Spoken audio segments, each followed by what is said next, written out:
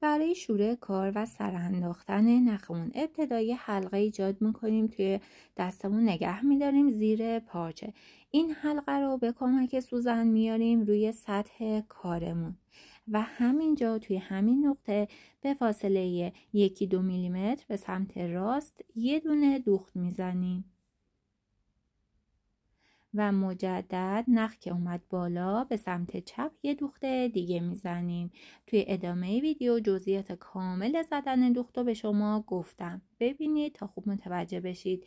نخ اضافی رو کنار میذاریم. حالا نخ ما آماده شروع دوختمون هست.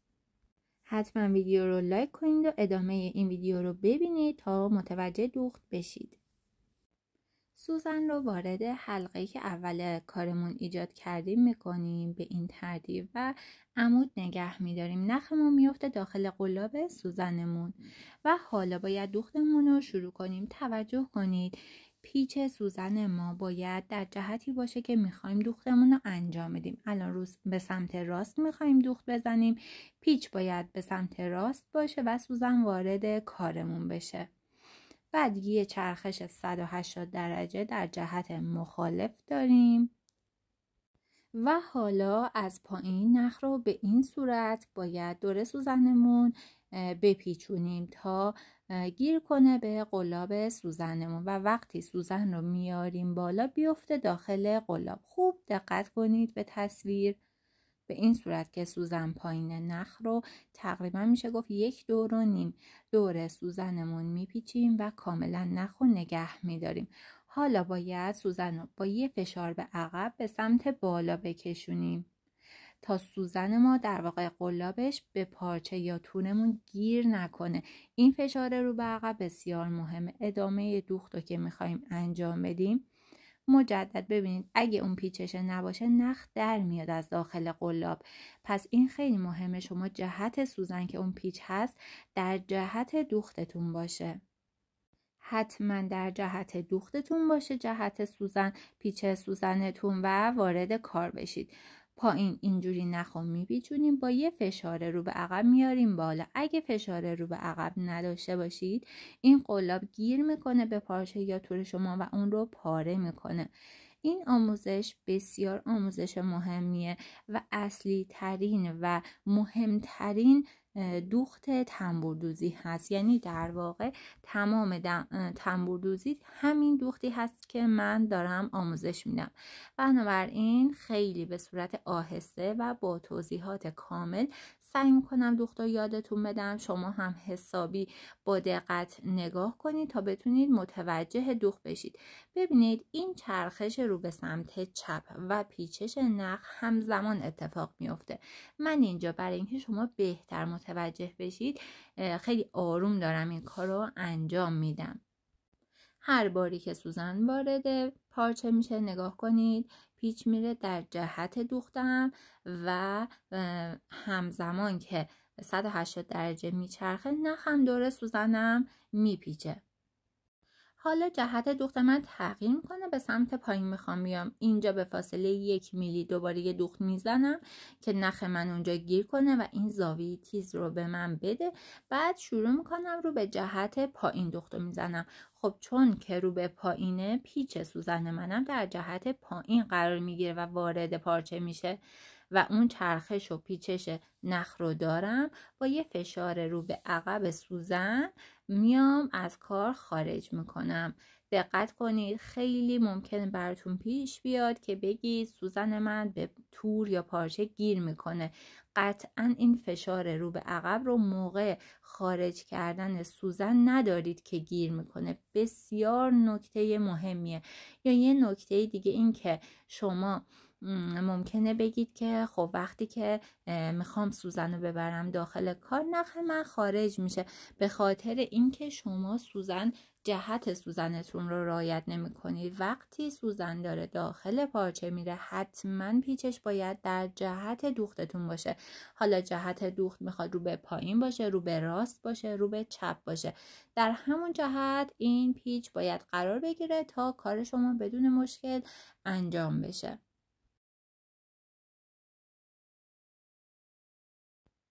دوباره میخوام جهت دوختم رو عوض کنم. ببینید اگر اون بست 1 میلیمتری رو نزنم چه اتفاقی میفته. من همینجا میخوام به سمت چپ برم. ببینید نخ من کشیده میشه، زاویه رو به من نمیده. هر وقت جهت کارم به صورت زاویه دار میخواد تغییر کنه، یه بست به فاصله فقط 1 میل از کارم میزنم تا نخ من اینجا گیر کنه و این زاویه رو به من بده. حالا جهت دوختم رو تغییر میدم و رو به سمت چپ میرم. بنابراین پیچ من هنگام ورود سوزن به پارچه در جهت چپ هستش.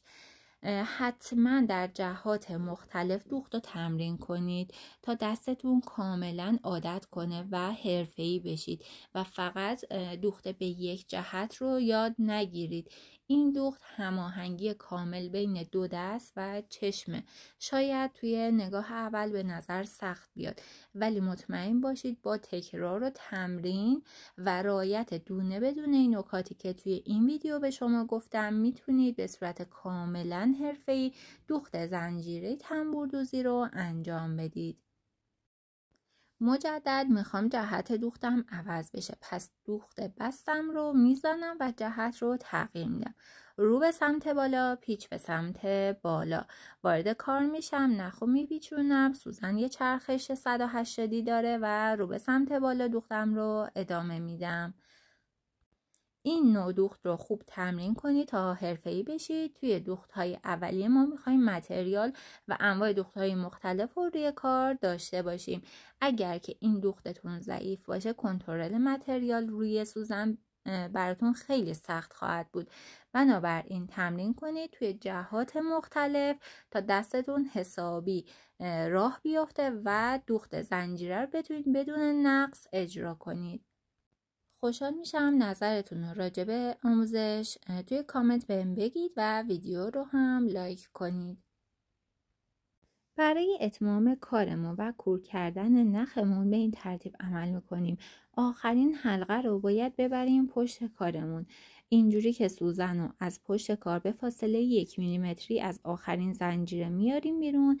این حلقه رو داخل سوزنمون میندازیم و میکشیم میبریمش پشت کار. و حالا باید از پشت کار نخ رو گره بزنیم و بچینیم. این یکی از روش‌های اتمام کار و چیدن نخ است. چون دوخت ما زنجیره است، خیلی با احتیاط باید این کار رو کنیم.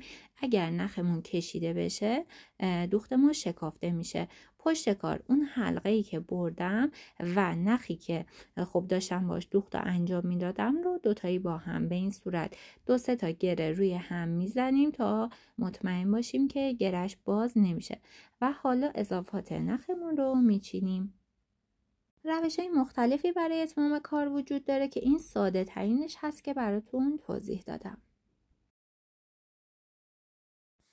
در ادامه برای اینکه بهتر متوجه نوع دوخت بشید، من براتون از زوایای مختلف فیلم گرفتم و دوخت رو انجام میدم. خوب به دست من حرکت نخ و پیچش سوزن دقت کنید توی این ویدیوها تا متوجه بشید که جریان این دوخت چیه.